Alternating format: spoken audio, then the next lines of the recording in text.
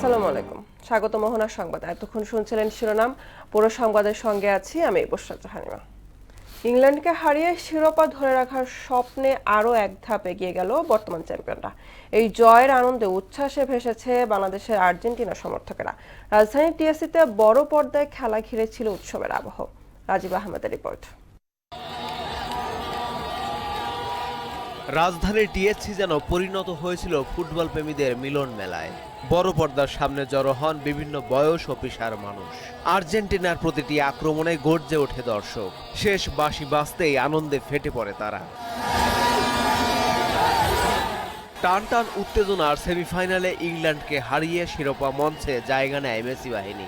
পুরো ম্যাচ জুড়েই ছিল রোমাঞ্চ আর স্নায়ুচাপের লড়াই। শেষ বাঁশি বাজার পর বাঁধ ভাঙা উল্লাসে মাতে সমর্থকরা। এখানে যে পরিবেশটা, এটা মোটামুটি একটা স্টেডিয়ামের মতো একটা হাইপ তুলছে সবাই। অত্যন্ত চমৎকার খেলা দেখেছি, শৈল্পিক খেলা আমরা দেখেছি। পুরো বাংলাদেশের ভিতরে, আমি মনে করি ঢাকা রাজধানীর ভিতরে টিএসসি একটা আকর্ষণীয় জায়গা। আর্জেন্টিনা আছে বলে এই বিশ্বকাপটা এত সুন্দর। এই জয়ে শিরোপা ধরে রাখার লড়াইয়ে আরেক ধাপ এগিয়ে গেল আলবি সেলেস্তারা। এখন তাদের চোখ ফাইনালে। বাংলাদেশের আর্জেন্টাইন ফ্যানদের চাওয়া আরো একবার সোনালী ট্রফি উঠুক মেসির হাতে। মেসির শেষ খেলা এটা, আমরা আশা করি ইনশাল্লাহ মেসির হাতে ওয়ার্ল্ড কাপ উঠবে ইনশাআল্লাহ। ফাইনালে অটোমেটিকলি আবার কাপ নেবে আর্জেন্টিনা। আমরা এত কষ্ট করে যে খেলে আসছি, এত দূর পর্যন্ত হারার জন্য আসি না, জেতার জন্যই আসছি। ফাইনালেও আমরা স্পেনকে পরাজিত করে আমরা ওয়ার্ল্ড চ্যাম্পিয়ন হব। পরপর দুটো যদি বিশ্বকাপ জিতে আর্জেন্টিনা, তাহলে তো আসলে এটা আমাদের কাছে অনেক বড় একটা পাওনা। উল্লাসের পর এখন শেষ অপেক্ষা। ফাইনালে প্রিয় দলের প্রতি ভালোবাসা ও শুভকামনা জানান সমর্থকরা। রাজীব আহমেদ, মোহনা সংবাদ, ঢাকা। জুলাই সনদের প্রতিটি দফা বাস্তবায়নে সরকার জনগণের কাছে দায়বদ্ধ বলে জানিয়েছেন প্রধানমন্ত্রী তারেক রহমান। বুধবার বিকেলে জাতীয় সংসদের বাজেট অধিবেশনের সমাপনী বক্তব্যে তিনি এ প্রতিশ্রুতি দেন। প্রধানমন্ত্রী বলেন, কোনো ধরনের চরমপন্থা ও উগ্রবাদকে প্রশ্রয় দেওয়া হবে না। যে কোনোভাবে দুর্নীতি দূর করার অঙ্গীকারও করেন সরকার প্রধান। নাজমুল ইসলামের প্রতিবেদন। ২৬ কর্মদিবসে শেষ হলো এবারের বাজেট অধিবেশন। পাশ হয়েছে 10টি বিল। বাজেটের উপর সাধারণ আলোচনা হয়েছে 48.5 ঘন্টা। সংসদ নেতা ও প্রধানমন্ত্রীর বক্তব্য দানের মধ্য দিয়ে শেষ হয় অধিবেশন। এতে শিক্ষা, স্বাস্থ্য, চিকিৎসা ও জ্বালানি সহ বিভিন্ন খাতে সরকারের ভবিষ্যৎ পরিকল্পনা তুলে ধরেন তিনি। স্বৈরাচার সরকারের বিভিন্ন দুর্নীতি প্রসঙ্গেও কথা বলেন সরকার প্রধান। ফ্যাসিবাদ স্বৈরাচারের আমলে যেভাবে দেশের প্রতিটি প্রতিষ্ঠানকে, সংগঠনকে ধ্বংস করে দেওয়া হয়েছে। জুলাই আন্দোলনে আত্মত্যাগকারী ও আহতদের প্রতি শ্রদ্ধা জানিয়ে তিনি বলেন, বিরোধী দলসহ সবার সঙ্গে থাকবে সরকার।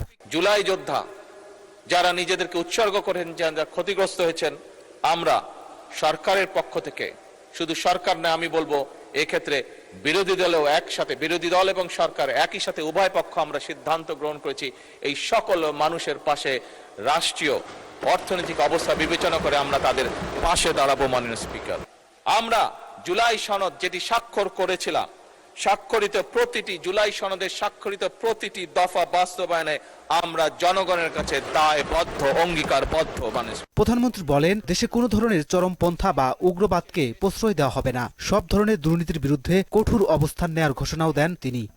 বর্তমান সরকার কোনোভাবেই কোনো প্রকার চরমপন্থা বা উগ্রবাদকে প্রশ্রয় দিবে না।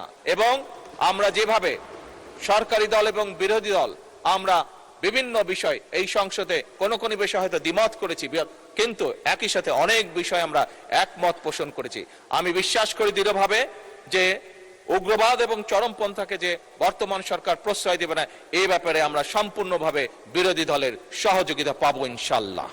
ঋণ নির্ভরতা কমিয়ে বাংলাদেশকে বিনিয়োগ নির্ভর অর্থনীতিতে গড়ে তোলার প্রত্যয় জানিয়ে প্রধানমন্ত্রী তারেক রহমান বলেন, কর্মসংস্থান ও সম্পদ সৃষ্টির মাধ্যমে 2034 সালের মধ্যে $1 ট্রিলিয়ন অর্থনীতির কাছাকাছি পৌঁছানোর লক্ষ্য নির্ধারণ করা হয়েছে। বর্তমান সরকার চায় বাংলাদেশকে একটি কল্যাণ রাষ্ট্রে পরিণত করার জন্য।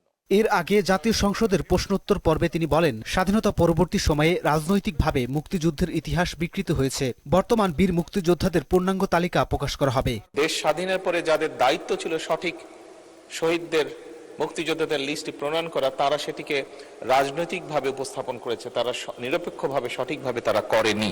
আমরা চেষ্টা করব সঠিক যারা মুক্তিযুদ্ধ, সঠিক যারা শহীদ, তাদেরকে চিহ্নিত করার জন্য। নাজমুল ইসলাম, মোহনা সংবাদ, ঢাকা। এদিকে দেশকে আরো সবুজ করে গড়ে তোলার আহ্বান জানিয়ে প্রতি বছর শিক্ষার্থীদের একটি করে গাছের চারা রোপণ করতে বললেন প্রধানমন্ত্রী তারেক রহমান। দেশব্যাপী সরকারি প্রাথমিক বিদ্যালয়ে বৃক্ষরোপণ কর্মসূচির উদ্বোধন অনুষ্ঠানে এই কথা বলেন তিনি। প্রাথমিক পর্যায়ে শিক্ষা ব্যবস্থাকে আরো উন্নত করার পরিকল্পনা তুলে ধরেন সরকার প্রধান। বলেন, নারী শিক্ষা বিস্তৃত করতে অনার্স পর্যন্ত অবৈতনিক করা হচ্ছে। প্রাইমারি স্কুলের শিক্ষকদেরকে যদি আমরা সঠিক ট্রেনিং এর মাধ্যমে সঠিকভাবে গড়ে তুলতে পারি, তাদেরকে সঠিক ট্রেনিং দিতে পারি, তারা তাদের সেই ট্রেনিংটা, সেই শিক্ষাটা তারা শিক্ষার্থীদের কাছে পৌঁছে দিবেন। প্রাইমারি স্কুল থেকে একটা শক্ত বুনিয়াদ গড়ে উঠবে। বিএনপি সরকার দেশ পরিচালনার দায়িত্বে আছে।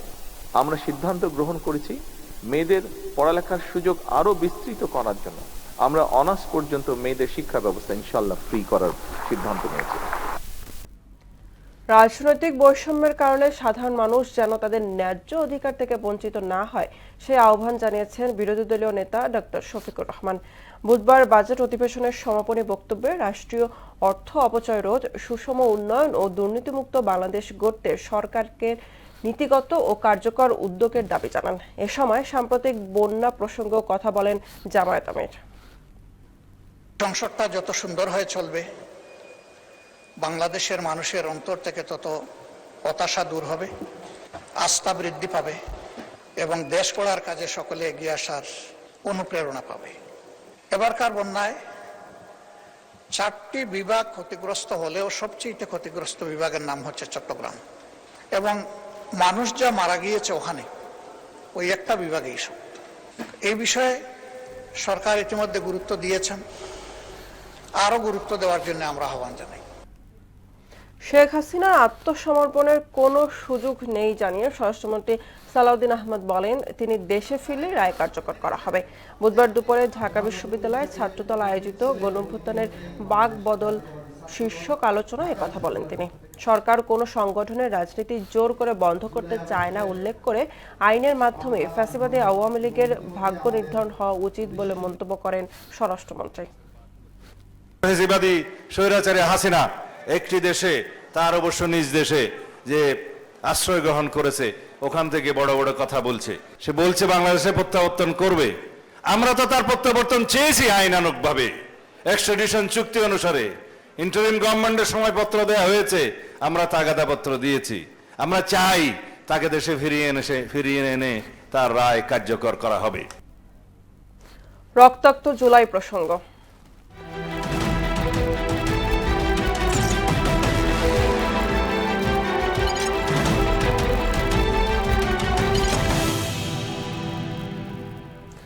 আজ জুলাই শহীদ দিবস।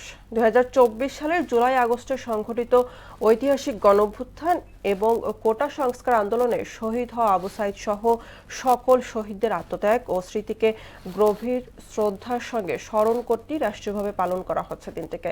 2024-এর 16 জুলাই এক তপ্ত দুপুরে রংপুরের বেগম রোকেয়া বিশ্ববিদ্যালয়ের সামনে বুক পেতে দিয়েছিলেন আবু সাইদ। তার সেই আত্মদান স্তব্ধ করে দিয়েছিল পুরো জাতিকে, আর জাগিয়ে তুলেছিল এক নতুন ইতিহাস। শফিল করিমের সহায়তায় আরো জানাচ্ছেন মনিরুল ইসলাম। রংপুরের নিভৃত পল্লীর অতি সাধারণ পরিবারে জন্ম আবু সাইদের। শৈশবেই দারিদ্র্যকে দেখেছেন খুব কাছ থেকে, তবুও হার মানেননি। শিক্ষার আলোয় পরিবারকে করতে চেয়েছিলেন আলোকিত। ভর্তি হয়েছিলেন বেগম রোকেয়া বিশ্ববিদ্যালয়ে, কিন্তু কে জানতো স্বপ্নের এই বিদ্যাপীঠের সামনেই দিতে হবে প্রাণ।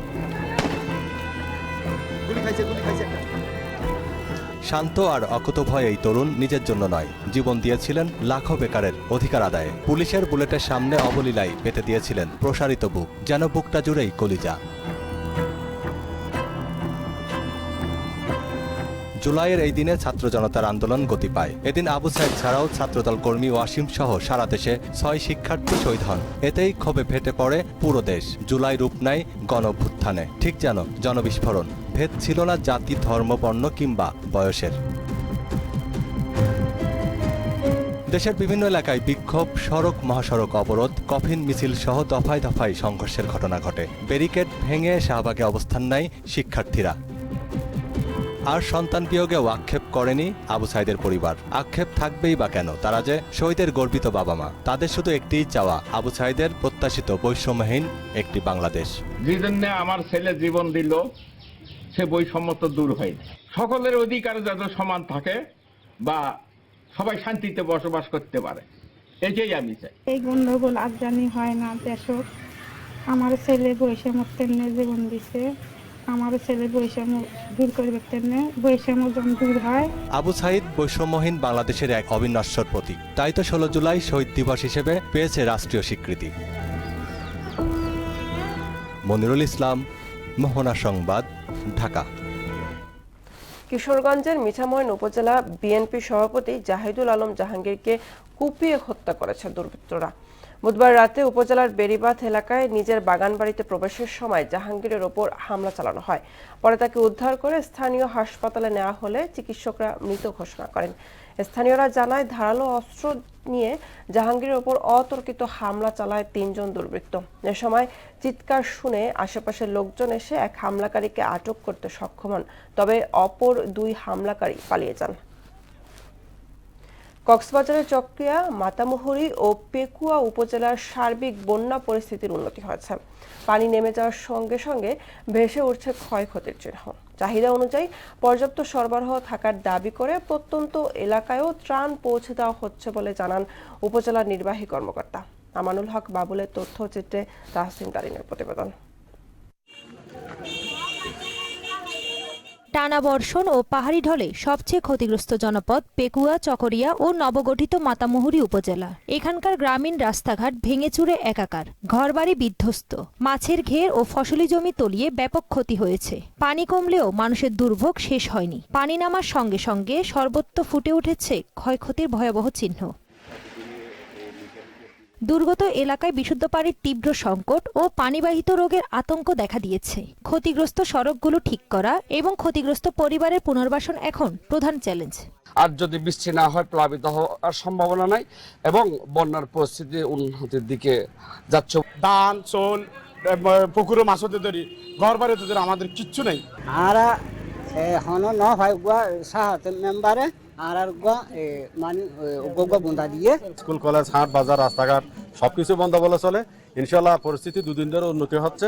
পেকুয়া উপজেলা নির্বাহী কর্মকর্তা রফিকুল ইসলাম বলেন, প্রত্যন্ত এলাকায় ত্রাণ পৌঁছে দেওয়ার সর্বোচ্চ চেষ্টা করা হচ্ছে। চাহিদা অনুযায়ী পর্যাপ্ত সরবরাহ থাকায় ত্রাণের কোনো ঘাটতি নেই বলেও জানান তিনি। প্রত্যেকটা ইউনিয়নে, প্রত্যেকটা প্রান্তে প্রান্তে আমরা ত্রাণ বিতরণের অব্যাহত রেখেছি এবং ইউনিয়ন পরিষদ থেকে সরাসরি ইউনিয়ন পরিষদ থেকে ত্রাণ বিতরণ হচ্ছে। ত্রাণের কোনো আমাদের এখানে এখনো পর্যন্ত ঘাটতি নেই। আমরা যেভাবে চাহিদা দিচ্ছি সেটা আসতেছে।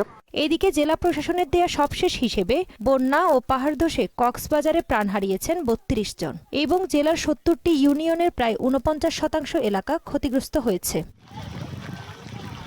তাহসিন তারিন, মোহনা সংবাদ। লক্ষ্মীপুরের সাবেক রাষ্ট্রপতি জিয়াউর রহমানের স্মৃতিবিজড়িত ঐতিহাসিক জিয়ার খাল এবং কমলনগর উপজেলার নামকরণ নিয়ে স্থানীয় মানুষের মাঝে এখনও কাটেনি আবেগ ও উচ্ছ্বাস।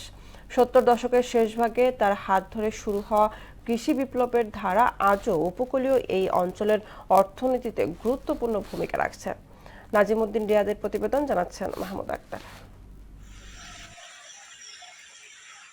জলাবদ্ধতা দূর করে কৃষিতে সেচ সুবিধা নিশ্চিত করতে 1977 সালে দেশ জুড়ে শুরু হয় স্বেচ্ছাশ্রমে খাল খনন কর্মসূচি। এরই অংশ হিসেবে লক্ষ্মীপুরের ভবানীগঞ্জ চরভোতা এলাকায় সাধারণ মানুষের সঙ্গে কোদাল হাতে নেমে পড়েন তৎকালীন রাষ্ট্রপতি জিয়াউর রহমান। নেতার সেই আন্তরিকতা দেখে সেদিন স্বতঃস্ফূর্তভাবে খাল খনন কাজে অংশ নেন হাজারো মানুষ। সাধারণ মানুষের ভালোবাসায় এই খালের নাম হয়ে যায় জিয়ার খাল। জিয়ার রহমান মাটি কাটার সাথে সাথে মানে মাটি সবে জনগণ মানুষ উত্তর করে মানে সমানে মাটি কাটি এই নদী খাল কাটছে। জিয়ার রহমানের খাল কাটছে, এই জন্য জিয়ার রহমানের এই খালকে জিয়ার খাল বলে। জিয়ার রহমানে খাল কাটি দেওয়াতে মানে যে হানি নামি দেওয়া। এ খাল গ্রামীণ অর্থনীতিতে নতুন গতি এবং কৃষি উন্নয়নে নীরব বিপ্লব সৃষ্টি করেছিল বলে জানান লক্ষ্মীপুর 3 আসনের সংসদ সদস্য ও পানি সম্পদ মন্ত্রী শহীদ উদ্দিন চৌধুরী অ্যানি। যে গ্রামীণ অর্থনীতিকে চাঙ্গা করা, কৃষির বিপ্লব ঘটানো, সেই লক্ষ্যকে সামনে রেখেই তিনি খাল খনন কর্মসূচির যে উপকারিতা দেশবাসীর দোরগোড়ায় নিয়ে গিয়েছিলেন, শুরুতে উপজেলার নাম কমলগঞ্জ রাখার প্রস্তাব থাকলেও দেশের অন্য একটি উপজেলার সঙ্গে নামের মিল থাকায় তা জটিলতায় পড়ে। তৎকালীন প্রধানমন্ত্রী বেগম খালেদা জিয়ার হস্তক্ষেপে কমলনগর নামটি চূড়ান্ত করা হয় বলে জানান জাতীয় সংসদের হুইপ ও লক্ষ্মীপুর 4 আসনের সংসদ সদস্য। কমলগঞ্জ আরেকটি উপজেলা আছে সিলেটে, সাইফুর রহমান সাহেবের এলাকা, নিকারের সবাই এটা ক্যান্সেল হয়ে যাচ্ছিল। তখন ম্যাডাম খালেদা জিয়া বললেন, সাইফুর রহমান সাহেব আবার তো এটা আসতে অনেক পথ পেরিয়ে আসতে হবে, আমরা এটাকে কমলনগর করে দেই। এই কমলনগর। জিয়ার খালের পানি যেমন এখনো কৃষকের মাঠে প্রাণ সঞ্চার করে, তেমনি কমলনগরের নামও নতুন প্রজন্মকে স্মরণ করিয়ে দেয় এক ঐতিহাসিক অধ্যায়ের কথা। মাহমুদা আক্তার, মোহনা সংবাদ। বরিশালের বাকেরগঞ্জ উপজেলা স্বাস্থ্য কমপ্লেক্সে খাবারের মান নিয়ে অসন্তুষ্ট রোগীরা। এর পাশাপাশি বিশুদ্ধ পানির অভাবে ভোগান্তিতে তারা। রোগী ও স্বজনদের দাবি, নির্ধারিত মান ও পরিমাণ অনুযায়ী খাবার সরবরাহ করা হচ্ছে না। এম এ সাখাওয়াত হোসেনের প্রতিবেদন, জানাচ্ছেন মিশাল বিনতে আনোয়ার। সরকারি হাসপাতালগুলোতে ভর্তি রোগীদের পুষ্টিকর ও মানসম্মত খাবার নিশ্চিত করতে সরকারি নির্দেশনা থাকলেও বাকেরগঞ্জ উপজেলার স্বাস্থ্য কমপ্লেক্সের চিত্রটা ভিন্ন। প্রয়োজনের তুলনায় কম ও নিম্নমানের খাবার পরিবেশনের পাশাপাশি বিশুদ্ধ পানির চরম সংকটে ভুগছেন রোগী ও স্বজনরা। সরকারি কলগুলো আছে না, এই কলগুলো একেবারে বিকল হয়ে গেছে। মসজিদের ওই জায়গা থেকে পানি আনতে হয়, হাসপাতালে কোনো পানির নাই। 5টা ডিপ টিউবওয়েল আছে, একটা তো পানি ওঠে বলে আমার জানা নেই। এই বিষয়ে উপজেলা স্বাস্থ্য ও পরিবার পরিকল্পনা কর্মকর্তার কাছে জানতে চাইলে তিনি তাৎক্ষণিক কোনো মন্তব্য করতে রাজি হননি।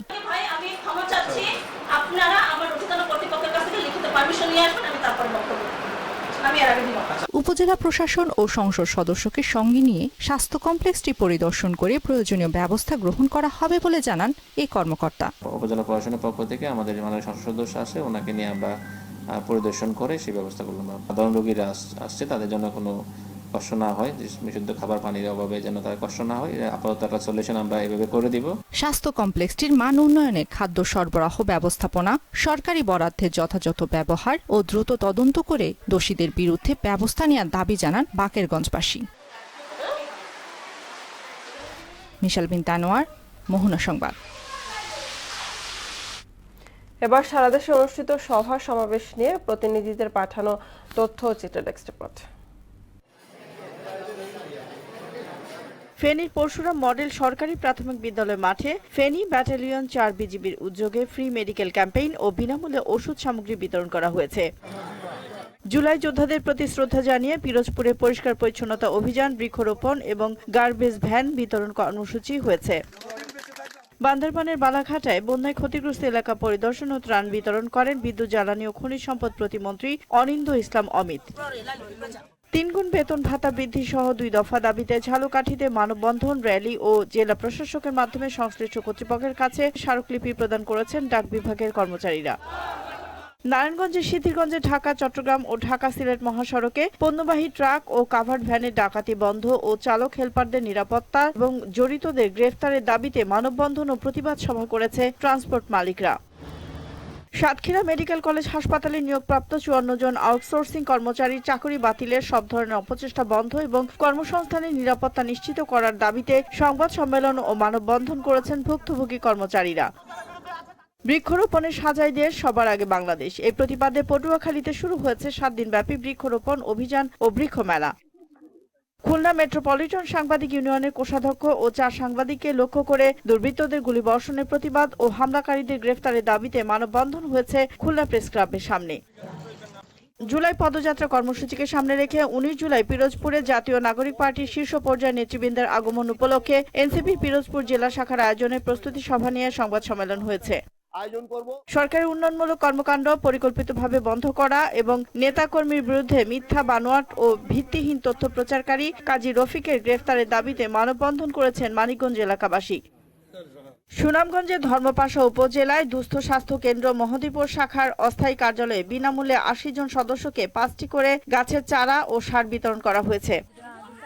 জয়পুরহাটের 5 বিবি গোপালপুর সরকারি প্রাথমিক বিদ্যালয় চত্বরে শিশু শিক্ষার্থীদের নিয়ে গাছের চারা রোপণ করেন উপজেলা নির্বাহী কর্মকর্তা কাশপিয়া তাসরিন। প্রাথমিক শিক্ষা পদক 2026 উপলক্ষে সিরাজগঞ্জে 1671টি সরকারি প্রাথমিক বিদ্যালয়ে একযোগে 5013টি গাছের চারা রোপণ কর্মসূচির উদ্বোধন করেন সিরাজগঞ্জ জেলা প্রশাসক আমিনুল ইসলাম।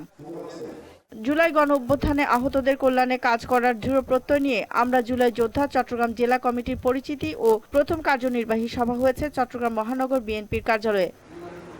ক্যাশলেস বাংলাদেশ বিনির্মাণে অগ্রণী ব্যাংকের বাংলা QR এর প্রচারণা বিষয়ক মতবিনিময় সভা হয়েছে ময়মনসিংহে।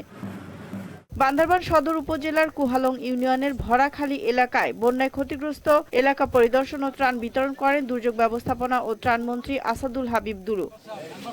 নাটোর গুরদাসপুরে নির্যাতনের বিচার চেয়ে স্বামী দুলাল দাসের বিরুদ্ধে সংবাদ সম্মেলন করেছেন নির্যাতিতা স্ত্রী শিউলি রানী দাস। দেশব্যাপী বিদ্যালয় বৃক্ষরোপণ কর্মসূচির উদ্বোধন উপলক্ষে বগুড়ার শাহজাহানপুরে আলোচনা সভা ও বিদ্যালয় প্রাঙ্গণে বিভিন্ন প্রজাতির গাছের চারা রোপণ করা হয়। ডলি বিনতে মনোয়ারা, মোহনা সংবাদ। আন্তর্জাতিক প্রসঙ্গ।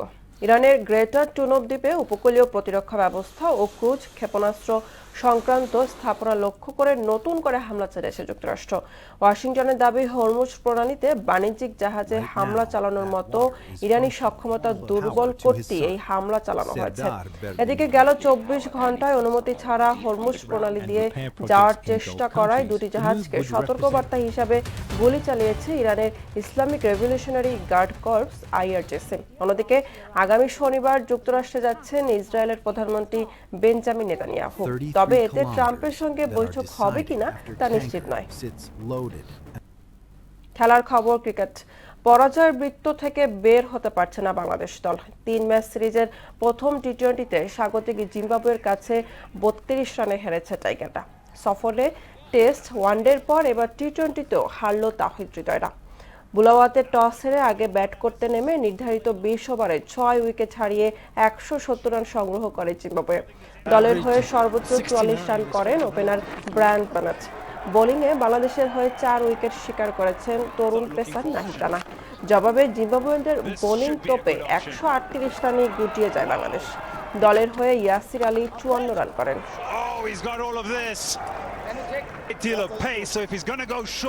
শেষ করব মোহনা সংবাদ, যাবার আগে শিরোনামগুলো আরো একবার। রুদ্ধশ্বাস জয়ে টানা দ্বিতীয়বার ফাইনালে আর্জেন্টিনা। ইংলিশদের বিপক্ষে আধিপত্যের প্রমাণ, উচ্ছ্বাসে ভাসছে সমর্থকরা। জুলাই সনদের প্রতিটি দফা বাস্তবায়নে দায়বদ্ধ সরকার, সংসদের প্রধানমন্ত্রী। উগ্রবাদ চরমপন্থাকে প্রশ্রয় না দেওয়ার ঘোষণা। জুলাই শহীদ দিবস আজ। আবু সাইদ, ছাত্রদল কর্মী ওয়াসিম সহ অভ্যুত্থানে নিহতদের স্মরণে রাষ্ট্রীয়ভাবে পালিত হচ্ছে দিনটি।